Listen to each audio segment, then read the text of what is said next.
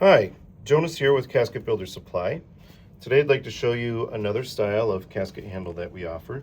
This is typically called an ear assembly.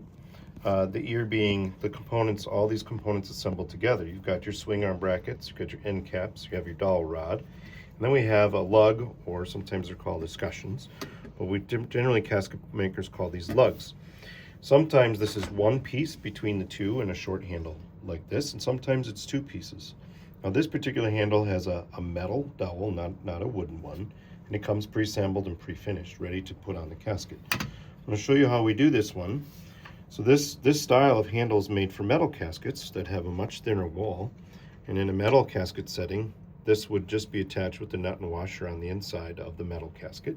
For a wooden casket, we offer this special fastener that gives you a little bit more depth that can reach all the way through your 3/4 inch or even 7/8 inch side casket walls. And this just secures with an Allen head.